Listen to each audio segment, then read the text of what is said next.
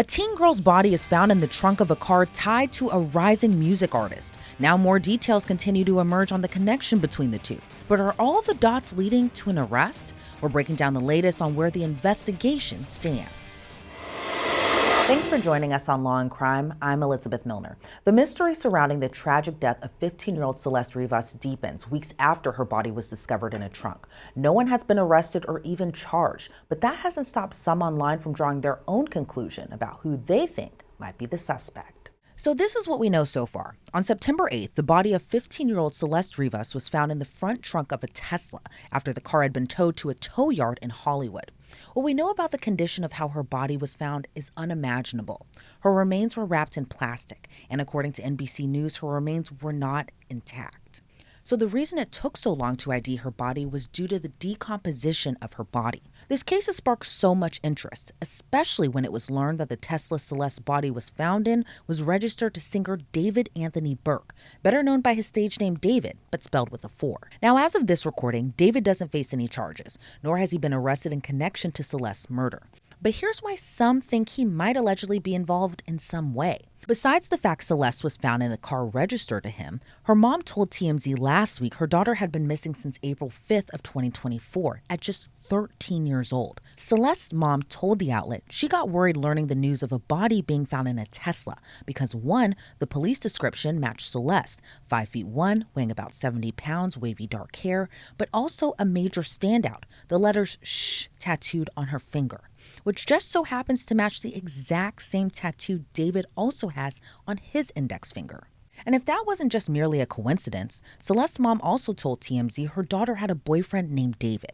Now, eagle-eyed fans went to David's music also hoping for some kind of clues or possible ties. In one of his leaked songs, David sings about professing his love to someone named Celeste. The verses include, "Oh Celeste, the girl with my name tattooed on her chest. Smell her on my clothes like cigarettes. I hear her voice each time I take a breath. I'm obsessed." The other verse includes, "Oh Celeste, afraid you'll only love me when undressed. But you look so damn gorgeous in that dress. Missing you so much makes me depressed. But I digress because." Now, the song was reportedly titled Celeste Demo Unfin.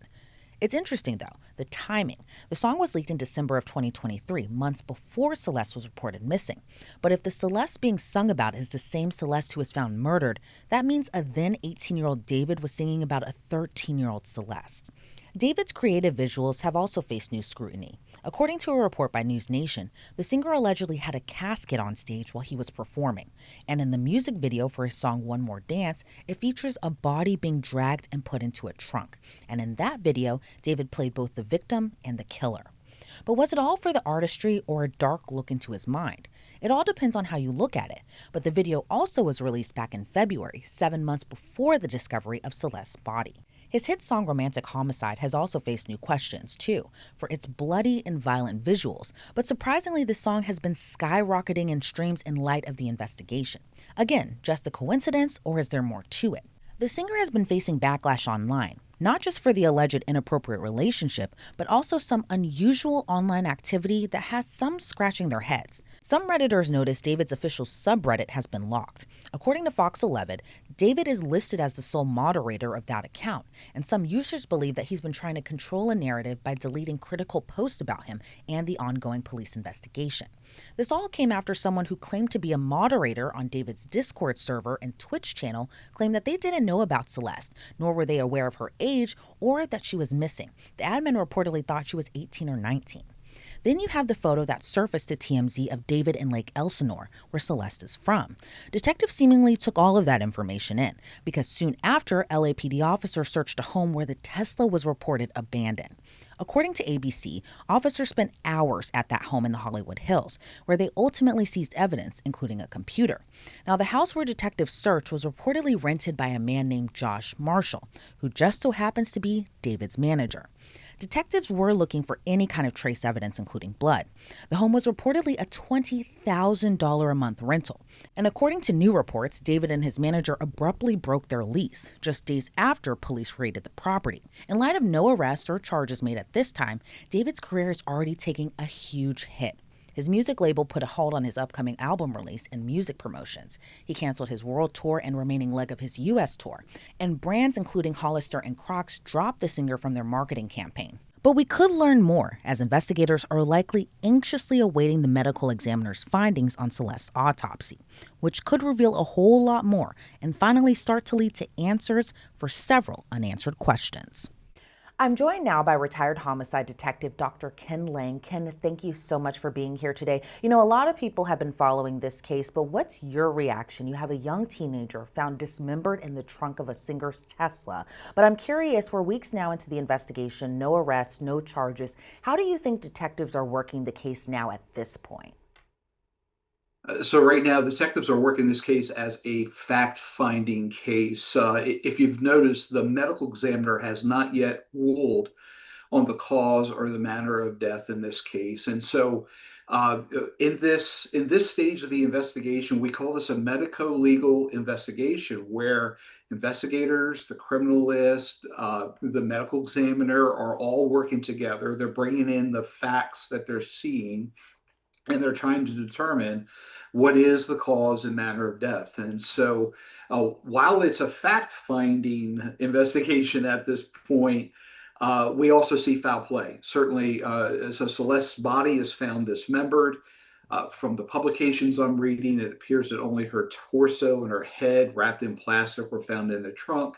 So then investigators should be looking for a place, a scene where that dismemberment happened, and where are the arms and legs of Celeste. And those pieces of information could become vital because they may show signs or injuries or other information for the medical examiner in helping to determine a cause and manner of death. And it's just horrible, like rethinking about those gruesome details, especially with how young Celeste was. And what do you think is going to be more important? Is it going to be the fact finding or is it going to be the results of the autopsy report? Well, both are interlinked together Mm-hmm. and inextricably. And so that the facts that we find and the facts that reveal themselves are going to give that information to the medical examiner to make that determinant for the cause and manner of death. And so, in investigations like this, that's paramount, particularly when you're looking to see if there was any criminal activity, and if there was, what exact criminal activity had happened. Because right now, there is the possibility that she could have died of natural causes, say, for example, an overdose. And then people decided we need to remove her body or dispose of her body in a way that doesn't link her to us. Or it could be that there's a criminal intent and that there's the injury was inflicted upon her, and that again, so those facts that they find from all the examination of the entire body as a whole becomes paramount in making that determination. So I feel like everything that we know right now, we still need to know so much more. But with everything we do know now, Ken, I'm curious to know your thoughts on whether or not all of this is just a really bad coincidence, or does it look like there's enough evidence kind of pointing to the singer David as having something to do with Celeste's murder? So at this point, yeah, I don't know that there is. I don't see enough probable cause to even point to murder yet. Again, the medical examiner is going to have to rule, and without that, a prosecutor is really not going to be able to move forward. Their hands and feet are going to be bound in any criminal pursuit of charges in that way. What was the other part of your question? I'm sorry. Yeah. Oh, no, of course. I was just going to ask, do you think that we have enough evidence kind of pointing to the singer as being responsible, or do you think that everything just right now is just a really, really bad coincidence? So right now, regarding the evidence, it's as you say, a bad coincidence, or it's really circumstantial, if you will. There's no direct evidence to show that David did anything to cause the death of Celeste and then to dismember and dispose of the body, other than we have her body in the back of his Tesla and it's dismembered. But we don't even have proof to say that he did that per se and not somebody else that he might be associated with. And do you think, with kind of a lot of people having eyes on this case now, in terms of kind of the armchair detectives, or how some people would say internet sleuths or internet vultures, do you think they're helping or hindering the case in terms of maybe just over inundating detectives with information just because they want to get justice for Celeste and also possibly solve a crime? Do you think that those who are just curious about the case, who are just throwing in tips to detectives, do you think that that's helping the case at all in terms of finding new leads possibly? So overall, as a detective who's worked homicide investigations, you're very aware of the court of public opinion. And the reality is, these detectives are not sitting down and really watching too much of the news, the media feed, and all that information, as much as they are working the case and filling it out with plugging the holes where they have the gaps of information that they need. That isn't to say that they're not that someone isn't monitoring the news to see if there is a witness or if there is somebody who is paramount to bringing more information into this investigation. So you may have a bystander, you may have a witness who's been communicating with some of these people who may have brought in a lead to them that becomes important. And so as those leads come in, detectives are going to go through those leads. They're going to look at what is the viability of this? How valid is this lead? And often, the leads that become important in an investigation will have some sense or a little piece of information that's not commonly known to the public, but is known to the suspects involved and the investigators conducting the investigation. And so, do you think it's a rush to judgment for some fans who are already thinking that David might be a suspect in this or have something to do with this? Because, I mean, when you're talking about just some of the facts that we've learned so far, such as the age difference between the two, the fact that Celeste was found in his car, the fact that the car was found at a home near where he and his manager had rented out this house in the Hollywood Hills, do you think that people, though, are still rushing too much to judgment, thinking that he had something to do with this murder or this homicide investigation? I think that the people aren't necessarily rushing to judgment as much as they're letting their suspicion be aroused, much like a detective would in the investigation. And so, information's coming out in this case where she may not have necessarily conveyed that she was a runaway, or may not have conveyed what her age was. And in the criminal world, or when they're involved in those kinds of activities where age, such as sexual activity, and age is are primary elements, depending on what crime you're looking at. Um, that becomes important. That becomes a flag or a signal for us to start looking at, did they know? Didn't they know? But just because they didn't know doesn't mean that that's an excuse that excludes them, or prevents them from being convicted of a crime. And so, uh, with this, the information coming in, as it's arousing the suspicion, detectives think about those things. We think about, could have sexual misconduct occurred here? Was it consensual? Was it not consensual? What does this look like? What information are we seeing as far as tangible evidence that we're getting? So, for example, do we have text messages or communications between different individuals? What's the content of that? Does that lead us to look more in one direction, or to look more in another direction? So, Dr. Ling, I'm curious what your thoughts are on a possible criminal profile attached to somebody who might have been involved in this. I'm not necessarily talking about David or the singer, but if somebody was behind the murder of Celeste Rivas, what would their criminal profile possibly look like? Ooh, so that's a good question. I don't know that I could really answer that because I don't necessarily have the psych background for that. Um, but what would a suspect look like? And so, well, let's take the facts of the case as we know them now. That is, her body was found badly decomposed. It's just the torso, the head. She's been mutilated. Obviously, this is somebody who did not want investigators, one, to find the body, and was successful for some time for her body to decompose over a period of time. And two, once found, didn't want her to be identified. So there seems to be a nexus to some connection with her.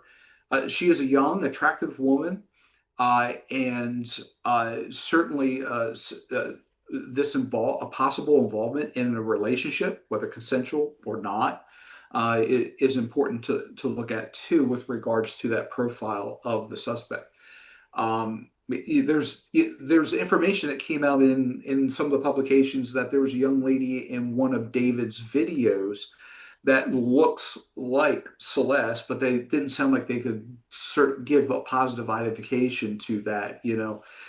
Is there some attraction there with that? And so certainly you start looking at the possibility of, could this have been a meeting by chance? She runs away from home, meets him, and then runs away to be with him because of some romantic relationship, and then it goes bad. Something happens, something goes awry, and then she meets a demise. And it's just horrible, the circumstances overall, because again, Celeste was so young. She had her whole life ahead of her, and then this happens to her, and I'm hoping that she and her family get justice at some point. My final question to you, Dr. Lang, is how long do you think it'll be before an arrest is finally made, if an arrest is finally made? Oh, at the top of the show, we were talking about the importance of the medical examiner and what those findings are going to be. It was always my experience that it would take about 10 weeks from the day of autopsy before an autopsy report would be issued. Currently, the medical examiner's office has deferred her findings. They're waiting for toxicology to come back, and they're also going to waiting on if there's any further evidence that is relevant to that determination of cause and manner of death. And so I would certainly say a few more months before we have all that information and better know and understand. And then if there is information revealed that there is foul play, that there are injuries that would have caused the death, and then this is ruled a homicide, then at that point, investigators are going to have to link that injury to the actual suspect. And so how long that takes, well, that's going to depend on how many interviews they've conducted, what information they've learned from those interviews, and again, what other tangible information they have that's external from those interviews, such as messaging and emails, phone calls, text messages, all internet searches, so on and so forth. And I guess we'll see once all of that comes to fruition. Again, Dr. Ken Lang, I want to thank you so much for your time and your insight into this case. I really appreciate it.